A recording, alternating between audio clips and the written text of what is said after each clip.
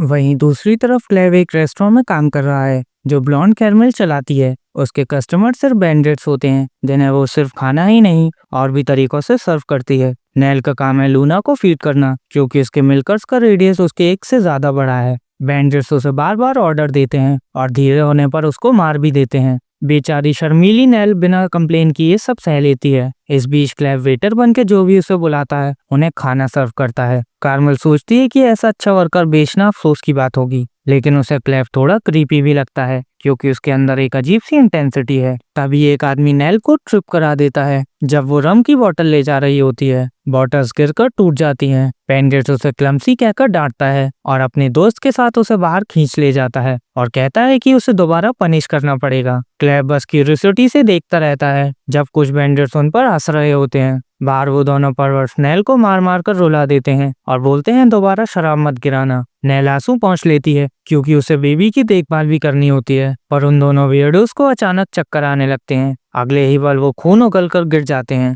और क्लेव की शैडो उन्हें अब्सॉर्ब कर लेती है। थोड़ी देर बाद नेल भी वापस आती है और क्लेव उससे कहता है कि वो उससे बात करना चाहता है। जब नेल लूना को फीड कर रही होती है, क्लेव उससे पूछता है कि वो बैंडिट से कैसे जुड़ी है। नेल बताती है कि वो बैंडिट क्रू में ही पैदा हुई थी और वो अपने बाप के बारे में कुछ नहीं जानती। उसकी माँ थी, लेकिन बैंडिट्स उसे अक्सर हर्ट करते थे। छोटी नेल समझ नहीं पाती थी क्योंकि वो थोड़ी दम थी। 12 साल की होते ही उसकी माँ गायब हो गई। उसे नहीं पता कि वो मर गई या भाग गई। फिर एक दिन एक बैंडिट ने बिना वजह नेल को अब्यूज करना शुरू कर दिया। तब उसे समझ आया कि माँ उसे बचा रही थी। उसके बाद बैंडिट्स उसे कैटल की तरह ट्रीट करने लगे। जब कार्मेल ने अपना रेस्टोरेंट और ब्रोथल खोला तब सिचुएशन थोड़ी बेहतर हो गई। कार्मेल ने नेल को सिखाया कि मर्दों को कैसे हैंडल करना है ताकि वो जल्दी सेटिस्फाई हो जाए और उसे छोड़ दे। ये ज्यादा नहीं था, पर इससे मदद मिली। नेल कहती है कि अब वो बहुत मिल्क प्रोड्यूस कर सकती है ताकि बेबीज को फीड कर सके। क्लेव सोचता है कि दूध सिर्फ वही औरत दे सकती है जो माँ बनी हो।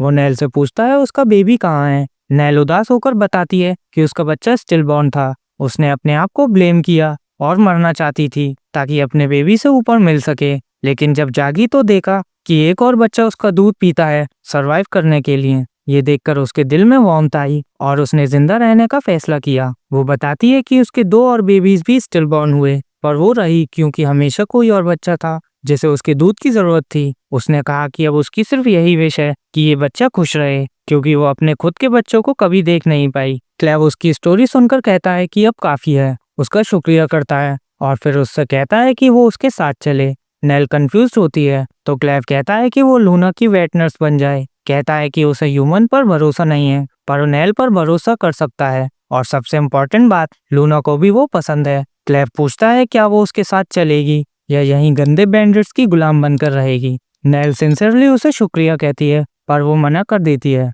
कहती है कि वो खुद एक स्लेव है और फ्यूचर में उसे और बच्चों की देखभाल करनी होगी। दूसरी तरफ एलिशा को बैंडिट्स एक कमरे की तरफ ले जा रहे होते हैं। वो उसे कह रहे होते हैं कि तेज चल और पूल से जंप करने की सोचना भी मत, वरना दीवार से टकराकर मर जाएगी। तभी एलिशा देखती है कि एक आदमी जिसने अपने आप पर रोप बांधी हुई है लेक में जंप करने की तैयारी में है। बैंडिट्स उसका मजाक उड़ा रहे होते हैं कि वो कितना स्टूपिड है। एलिशा को क्यूरियोसिटी होती है। तभी बैंडिट्स खुद ही उसे बताने लगते हैं कि उसने कॉड वॉर हीरो की स्टोरी सुनी होगी। एलिशा को तुरंत याद आता है कि कॉड वॉर एक आर्कनाइट माइन गया था और वहां अपना वेपन खो बैठा था। तभी नीचे वो आदमी एक हुक लेता है और लेक में जंप कर देता है और वो बैंडिट से कहता है कि अपना प्रॉमिस याद रखना और अगर वो वेपन ढूंढ लेगा तो उसे और उसकी वाइफ को फ्री कर देना। एलिशा चीख कर उसे रोकने की कोशिश करती है और कहती है वो वेपन नहीं ढूंढ पाएगा और सबसे जरूरी बात कि वहाँ पर डार्क बीस्ट हैं, पर उसकी वार्निंग लेट हो जाती है। मॉन्स्टर फिश बेचारे आदमी को उसकी वाइफ के सामने ही खा जाते हैं।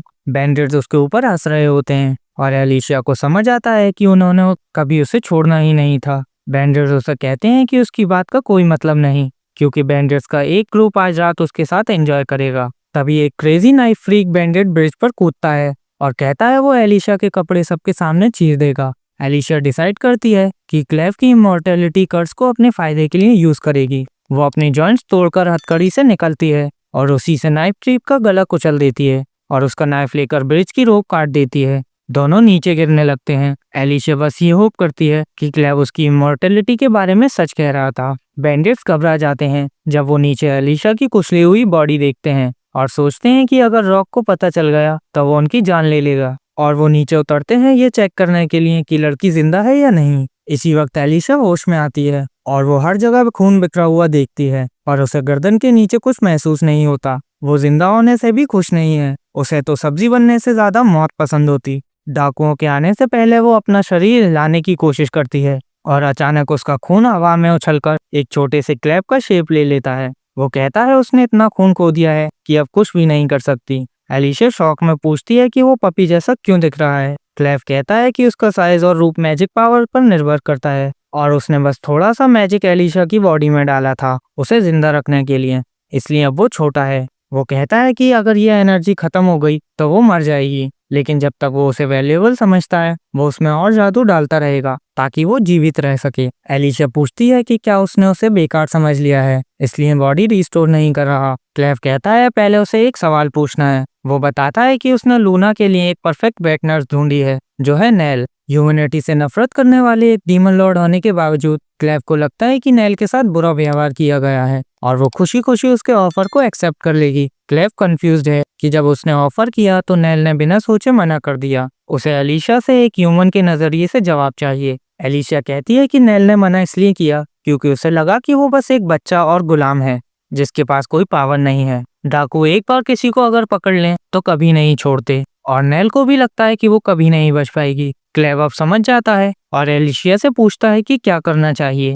एलिशा तुरंत सजेस्ट करती है कि सबसे आसान तरीका है बैंडिट्स को क्रश कर देना। जब नेल को लगेगा कि कोई उसे ढूंढने नहीं आएगा तब वो उसकी बात मान जाएगी। वो क्लेव को जल्दी से ऐसा करने के लिए कहती है और कहती है कि उसे कोई परेशानी नहीं होनी चाहिए क्योंकि वो बहुत ताकतवर है। लेकिन क्लेव वायलेंट होने से मना कर देता है और वो ये नहीं बताना चाहता कि वो पहाड़ छोड़कर चला गया है। वो अपनी असली आइडेंटिटी रिवील नहीं करना चाहता पर फिर भी बैंडिट्स से छुटकारा चाहता है। तभी उसे एक आइडिया आता है। वो एलिशा को कहता है कि वो उसकी तरफ से उन डाकुओं को हरा दे। एलिशा शॉक हो जाती है पर क्लेव कहता है कि तुम हीरो हो और अगर तुम एक दो बैंडिट ग्रुप को उड़ा भी दोगी तो कोई सरप्राइज नहीं होगा। एलिशा समझाने की कोशिश करती है कि बात ऐसी नहीं है पर क्लेव उसकी सुनता ही नहीं और सारा खून और ज्यादा मैजिक उसके अंदर डाल देता है। जैसे ही जादू उसके शरीर को रिपेयर करना शुरू करता है एलिशा दर्द से चीखने लगती है। बैंडिट्स नीचे पहुंचते हैं और उसे खड़ा देखकर शॉक हो जाते हैं, लेकिन उसके अजीबोगरीब डांस मूव देखकर और भी ज्यादा हैरान हो जाते हैं।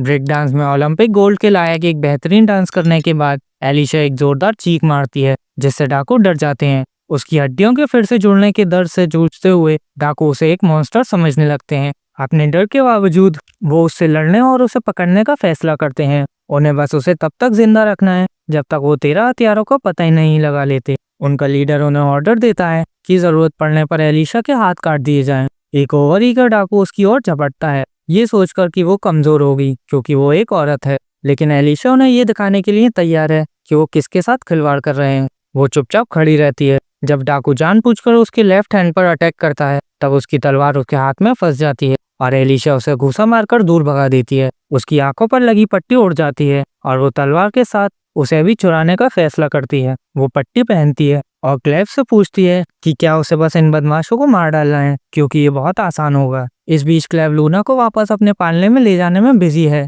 वो बेबी को भरोसा दिलाता है कि एलिशा सुरक्षित रहेगी। आखिरकार वो पहली इंसान थी जिसने उसके सींग पर खरोंच लगाई थी। वो नेल को अपने साथ आने के लिए मनाने का फैसला करता है जबकि एलिशा डाकुओं को संभालेगी। इसी वक्त नेल बार में वापस आती है जहाँ कार्मल उसका वेट कर रही होती है। कार्मल उसे देर लगाने के लिए डांटती है लेकिन नेल कहती है कि वो बच्चे को दूध पिला रही थी। ये सुनकर कार्मल थोड़ा शांत हो जाती है और उसे वापस सफाई करने के लिए कहती है, लेकिन फिर देखती है कि नेल का मूड बहुत अच्छा है। कार्मल उससे पूछती है कि कुछ अच्छा हुआ है क्या, पर नेल उल्टा कार्मल से बाहर की दुनिया के बारे में पूछ लेती है। कार्मल का मूड बिगड़ जाता है और वो कहती है उसके पास बाहर की दुनिया की कोई अच्छी मेमोरीज नहीं है। फिर वो पूछती है नेल ऐसा क्यों पूछ रही है। नेल बताती है कि किसी ने उसे इस जगह से निकलने के लिए बोला है। तभी रॉक जो वहाँ से गुजर रहा होता है सब सुन लेता है। कार्मल भी ये सुनकर चौंक जाती है और गुस्से में नेल को थप्पड़ मारकर उसे होश में आने को कहती है। वो इंसिस्ट करती है कि वो यहाँ से नहीं जा सकते क्योंकि ये तो बहुत बुरा हाल है। तभी रॉक आ जाता है और कहता है कि वो नेल की बात सुनना चाहता है। वो उसे अपने साथ चलने के लिए कहता है और कैरमेल घबरा जाती है। उसे एहसास होता है कि वह क्या करने की योजना बना रहा है, हालांकि वो उसे रोक नहीं पाती क्योंकि इससे वो खतरे में पड़ सकती है। रूम खाली होते ही कैरमेल गुस्से में चिल्लाती है और सोचती है कि नेल के बिना वो बच्चों को कैसे दूध पिलाएगी। तभी क्लेव लूना के साथ वहां आता है। उसे देखकर कैरमेल उससे कहती है कि अब उन्हें और दूध नहीं मिल सकता क्योंकि नेल हमेशा के लिए चली गई है। क्लेव क्यूरियस हो जाता है और अपनी डरावनी निगाहों से उसे सब कुछ बताने पर मजबूर कर देता है।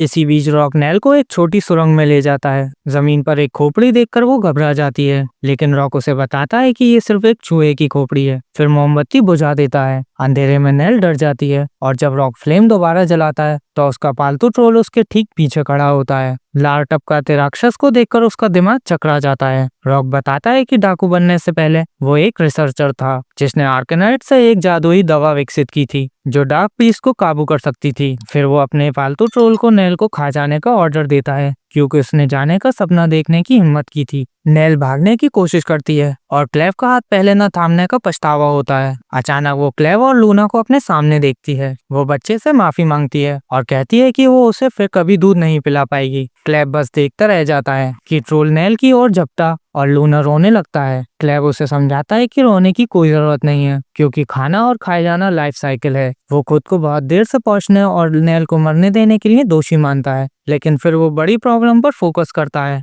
वो गुलाम ट्रोल की ओर मुड़ता है और पूछता है कि वो एक मामूली इंसान की बात क्यों मान रहा है। रॉक लड़के की कॉन्फिडेंस से हैरान होता है, लेकिन उसे अनदेखा कर ट्रोल को उसे खाने का ऑर्डर देता है। ट्रोल डर के मारे फ्रीज हो जाता है, जिससे वो हैरान रह जाता है और घबरा कर वो जमीन पर पैर पटक देता है और नेल को उल्टी कर देता है, जो घायल तो है लेकिन जिंदा है। ये महसूस करते हुए कि वो मुश्किल से सांस ले पा रही है, क्लेव जल्दी से ट्रोल के पेट के एसिड को बेअसर कर देता है और लूना को नेल के बगल में रख देता है। वो लूना से कहता है कि वो मरती हुई महिला को दिलासा दे क्योंकि केवल एक बच्चा ही ऐसा कर सकता है। हालांकि लूना को समझ नहीं आता और क्लेव उन दोनों को सुरक्षित जगह पर पहुंचा देता है। इस बीच रॉक सोचता है कि उसका ट्रोल एक बच्चे से क्यों डर गया। जब वो पलटता है तो नेल जा चुकी होती है, लेकिन क्लेव वहीं खड़ा उसे घूर रहा होता है। रॉक गुस्से में चिल्लाता है कि क्लेव एक मैजिशियन है, हालांकि क्लेव को कुछ समझ नहीं आता कि वो क्या कह रहा है। रॉक कहता है कि कोई भी यंग मैजिशियन उसके जैसे वेटरन को नहीं हरा सकता। वो बोस्ट करता है कि उनकी जनरेशन ने ही मैजिक की फाउंडेशन रखी थी। वो लाल पाउडर की एक टेस्ट ट्यूब निकालता है और बताता है कि आर्कानाइट मेडिसिनल हर्ब्स और मक्खी के कीड़ों के चूरन से बना है। ये मिक्सचर उसे फीमेल ट्रोल्स को कंट्रोल करने का पावर देता है। वो उस पाउडर को अपनी लैंटर्न में डाल देता है और लाल धुआं ट्रोल के डर को मिटाकर उसे फिर से क्लेव पर अटैक करने पर मजबूर कर देता है। क्लेव भी इस अजीब धुएं को देखकर परेशान हो जाता है। वो फाइट करने की कोशिश करता है, लेकिन ट्रोल उसकी ह्यूमन बॉडी से ज्यादा स्ट्रांग और फास्ट होता है। ट्रोल एक अटैक में उसे जमीन में दबा देता है। क्लेव वापस उठता है और एलिशिया को कट करता है कि उसने ह्यूमंस के मैजिक के बारे में उसे कभी वार्न नहीं किया। दूसरी तरफ एलिशिया बैंडिट से लड़ रही होती है। वो थक गई है, लेकिन बैंडिट्स रोक नहीं रहे। एक बैंडिट अपने हैमर से उसका स्वॉर्ड तोड़ देता है और उसकी हड्डियां भी तोड़ डालता है। फिर भी एलिशिया खड़ी हो जाती है। उसे समझ आता है कि उसे एक बेटर वेपन चाहिए, लेजेंडरी हीरो का लॉस्ट स्वॉर्ड। वो लेक की तरफ दौड़ती है, लेकिन जानती है कि वहाँ मॉन्स्टर उसे खा जाएंगे, तो वो एक्स पकड़कर इसका फोल्डिंग पे चढ़ जाती है। बैंडिट उसके पीछे आते हैं, लेकिन एलिशिया रेडी थी। वो एक रोप काट देती है और पूरा स्ट्रक्चर गिर जाता है। बैंडिट्स नीचे लेक में गिरकर मॉन्स्टर के शिकार बन जाते हैं। एलिशिया एक बैरल में छुपकर लेक के बॉटम तक डूब जाती है, जहाँ तलवार पड़ी थी, लेकिन सांस रोकना उसकी इमेजिनेशन से भी ज्यादा मुश्किल है। ऑक्सीजन की कमी और जबरदस्त दबाव उसके शरीर पर हावी हो रहे हैं। हालांकि उसे पता है कि अगर उसका दम घुट भी गया तो भी उसकी जान नहीं जाएगी। आखिरकार वो झील के किनारे पहुंच जाती है और बैरल से बाहर लुढ़क जाती है। तभी तलवार की लाल चमक देखकर वो बेताबी से उसकी ओर तैरती है। जैसे ही वो उसे पकड़ने वाली होती है, उसके सामने एक बड़ी लाल आंख खुल जाती है। एलिशिया को एहसास होता है कि वो झील के बॉटम पर नहीं है, बल्कि वो एक जायंट मॉन्स्टर की पीठ पर है। वो बीस्ट ऊपर उठता है और उसे लहरों के साथ नीचे गिरा देता है। अब उसे समझ आता है कि लेजेंडरी हीरो यहाँ क्यों हार गया था। फिर भी वो आगे बढ़ती है और तलवार पकड़ने की कोशिश करती है, लेकिन मॉन्स्टर उसे निगलने के लिए अपना मुंह खोल देता है। वो करंट के साथ खिंच जाती है, लेकिन आखिरी वक्त में वो तलवार पकड़ लेती है, पर उसका हाथ राक्षस के दांतों में फंस जाता है। तभी उसे एक फ्लैशबैक दिखाई देता है और वो उसका जबड़ा तोड़ देती है और खुद को आजाद कर लेती है। अब तलवार चलाते हुए एलिशा अपने आप को आगे बढ़ाने के लिए अपनी वाटर मैनिपुलेटिंग पावर का इस्तेमाल करती है और जायंट मॉन्स्टर उसका पीछा करता है। उसका साइज लगभग समझ से परे था। उसे एहसास होता है कि ये एंशिएंट मॉन्स्टर में से एक होगा। ऐसे ब्लैक बीस्ट जो हजारों सालों से रहते आए हैं, आमतौर पर ऐसी जगह पर सोए रहते हैं। ये मॉन्स्टर तब जागा होगा जब इंसानों ने आर्केनाइड माइन बनाई होगी। जैसे ही वो सरफेस के पास पहुंचती है, छोटे छोटे मॉन्स्टर उस पर झपट्टा मारते हैं। सांस लेने के लिए हाँफना उसकी पहली प्रायोरिटी बन जाती है। वो उनमें से एक को चीरती हुई पानी से बाहर निकल आती है। उसे जिंदा देखकर डाकू शॉक रह जाते हैं। इससे पहले कि वो सांस ले पाती, वो एंशिएंट मॉन्स्टर लेक से बाहर निकल आता है। उसके जायंट टेंटिकल्स पूरे इलाके को चीरते हुए डाकुओं को मारते और खा जाते हैं। बस एलिशा बचकर निकल पाती है। उसके हमले उसकी खाल को मुश्किल से छू पाते हैं। वो मानती है कि एक अकेला हीरो एक एंशिएंट मॉन्स्टर को नहीं मार सकता। खुशकिस्मती से वो मॉन्स्टर खुद ही डाकुओं को कत्ल कर देता है। जो कुछ बचता है उसे छोटे मॉन्स्टर उठा ले जाते हैं। एलिशा को लगता है कि उसका काम पूरा हो गया है। तभी उसे टेलीपैथी के जरिए क्लैब की आवाज सुनाई देती है। क्लैब उसे बताता है कि उसे साफ दिखाई नहीं दे रहा, लेकिन हर तरफ फैले खून को देखकर उसे लगता है कि एलिशा कामयाब हो गई। एलिशा उस पर चिल्लाती है और इस बात से नाराज होती है कि उसने उसकी मदद नहीं की जबकि वो स्ट्रगल कर रही थी। क्लेव जवाब देता है कि उसकी अपनी प्रॉब्लम्स हैं, ऐसी टेक्निक जो उसने पहले कभी नहीं देखी, और उसका शरीर एक्सपेक्टेशन से भी कमजोर है। वो उस पर मैजिक के एग्जिस्ट होने को छुपाने का आरोप लगाता है और वार्निंग देता है कि अगर वो वापस आएगी तो वो उसे सजा देगा। फिर भी वो यूं ही कह देता है कि उसने ट्रोल को हरा दिया है और अब ऑरा फार्मिंग कर रहा है। इस बीच रॉक भाग जाता है, ये मानकर कि क्लेव एक भयानक जादूगर है जिसने उसके पालतू ट्रोल को एक ही झटके में हरा दिया। अचानक रॉक की नजर नेल के शरीर पर पड़ती है और लूना उसके पास रो रहा होता है। बेबी को देखकर उसके मन में हालात बदलने की एक बेताब आइडिया आता है। उधर एलिशा क्लेव के पास वापस दौड़ती है। उसे तुरंत हवा में मंडराता अजीब सा धुआं दिखाई देता है। क्लेव को वो तलवार भी दिखाई देती है जिसे उसने अपने कपड़े में लपेटा हुआ है। जब वो उसे फेंकने से इनकार करती है तो वो उसे गुस्से से कहती है कि उसने उसे पाने के लिए अपनी जान जोखिम में डाली है और वो इसे जाने नहीं देगी।